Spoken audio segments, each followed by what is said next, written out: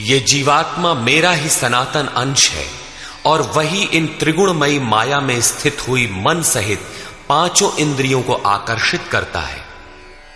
भला कैसे? शरीरं यदवाप्नोति यच्चाप्युत्क्रामतीश्वरः गृहीत्वैतानि संयाति वायुर्गन्धानि वाशयात्। जिस प्रकार वायु गंध के स्थान से गंध को ग्रहण करके ले जाता है, ठीक उसी प्रकार देह का स्वामी जीवात्मा जिस पहले शरीर को त्यागता है, उससे मन और 5 ज्ञानेंद्रियों के कार्यकलापों को ग्रहण करके अर्थात आकर्षित करके साथ लेकर फिर जिस शरीर को प्राप्त होता है उसमें जाता है। जब अगला शरीर तत्काल निश्चित है तो आटे का पिंड बनाकर किसे पहुंचाते हो? लेता कौन है?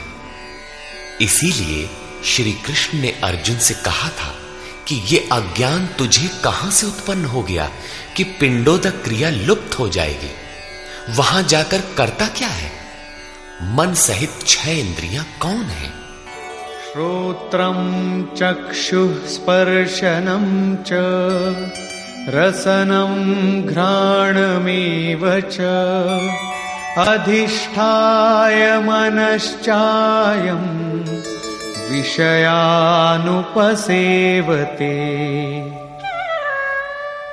उस शरीर में स्थित होकर ये जीवात्मा कान, आंख, त्वचा, जिह्वा, नासिका और मन का आश्रय लेकर अर्थात इन सब के सहारे ही विषयों का सेवन करता है, किंतु ऐसा दिखाई नहीं पड़ता, सब उसे देख नहीं पाते। इस पर श्री कृष्ण कहते हैं, उत्क्रामन्तं स्थितं वापि भुञ्जानं वा गुणान्वितं विमूढानानुपश्यन्ति पश्यन्ति ज्ञानचक्षुषः।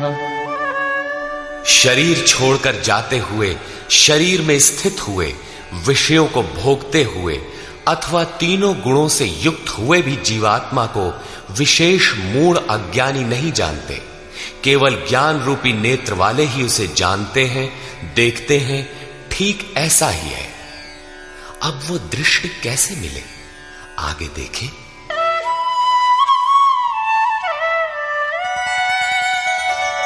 यतन्तो योगिनश्चैनं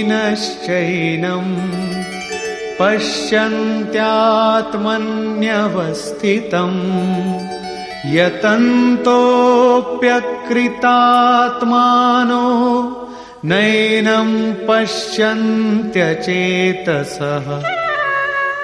योगी जन अपने हृदय में चित्त को सब ओर से समेट इस आत्मा को यत्न करते हुए ही प्रत्यक्ष देखते हैं, किंतु अकृतार्थ आत्मा वाले अर्थात मलिन अंतःकरण वाले अज्ञानी जन यत्न करते हुए भी इस आत्मा को नहीं जानते, क्योंकि उनका अंतःकरण बाह्य प्रवृत्तियों में अभी बिखरा है। चित्त को सब ओर से समेटकर अंतरात्मा में यत्न करने वाले भाविक जन ही उसे पाने के योग्य होते हैं। अतः अंतःकरण से सतत सुमिरण आवश्यक है। अब उन महापुरुषों के स्वरूप में जो विभूतियां पाई जाती हैं, जो पीछे बता भी आए हैं, उन पर प्रकाश डालते हैं।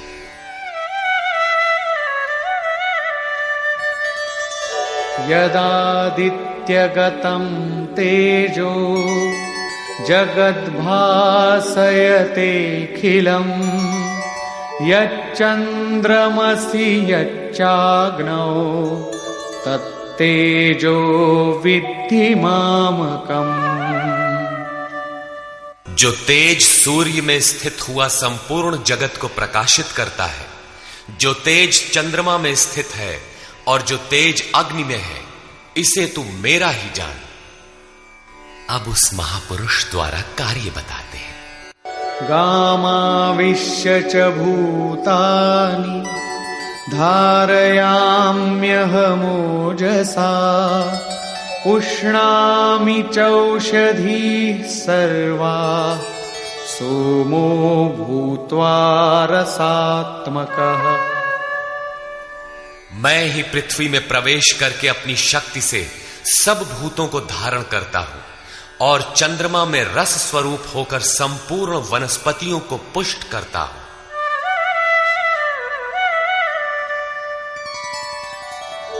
अहं वैश्वानरो भूत्वा प्राणिनां देहमाश्रितः प्राणापानसमायुक्तः पचाम्यन्नं चतुर्विधम्। मैं ही प्राणियों के शरीर में अग्नि रूप से स्थित होकर प्राण और अपान से युक्त हुआ 4 प्रकार के अन्नों को पचाता हूं। अध्याय 4 में स्वयं योगेश्वर श्री कृष्ण ने इंद्रियाग्नि, संयमाग्नि, योगाग्नि, प्राण अपानाग्नि, ब्रह्माग्नि इत्यादि 13-14 अग्नियों का उल्लेख किया, जिनमें सबका परिणाम ज्ञान है। ज्ञान ही अग्नि है।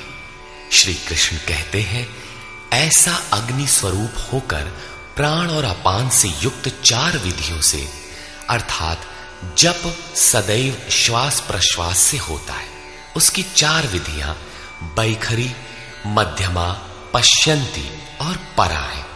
इन 4 विधियों से तैयार होने वाले अन्नों को मैं ही पचाता हूं।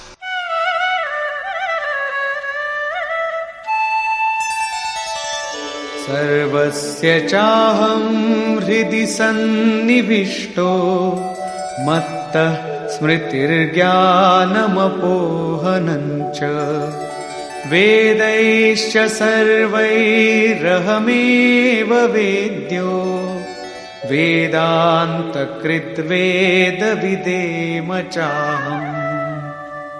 मैं ही सब प्राणियों के हृदय में अंतर्यामी रूप से स्थित हूं। मुझसे ही स्वरूप की स्मृति होती है। स्मृति के साथ ही ज्ञान अर्थात साक्षात्कार और अपोहनम अर्थात बाधाओं का शमन मुझ इष्ट से ही होता है।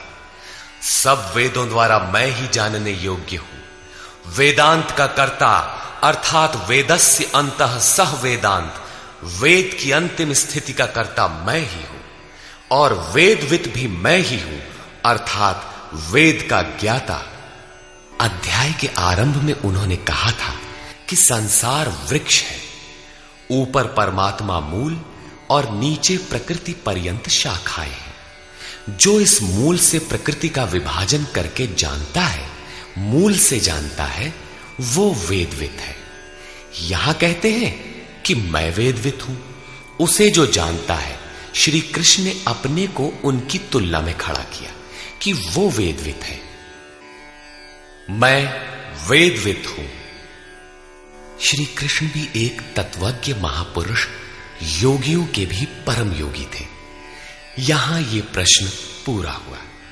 अब बताते हैं कि संसार में पुरुष का स्वरूप 2 प्रकार का है। द्वाविमौ पुरुषौ लोके क्षरश्चाक्षर एव च क्षरः सर्वाणि भूतानि कूटस्थोऽक्षर उच्यते। अर्जुन, इस संसार में क्षर, क्षय होने वाले, परिवर्तनशील और अक्षर, अक्षय, अपरिवर्तनशील, ऐसे 2 प्रकार के पुरुष हैं। उनमें संपूर्ण भूत प्राणियों के शरीर तो नाशवान है, क्षर पुरुष हैं, और ये कूटस्थ पुरुष अविनाशी कहा जाता है। साधन के द्वारा मन सहित इंद्रियों का निरोध अर्थात जिसकी इंद्रिय समूह कूटस्थ है, वही अक्षर कहलाता है। किंतु यह भी पुरुष की अवस्था विशेष ही है। इन दोनों से भी परे एक अन्य पुरुष भी है।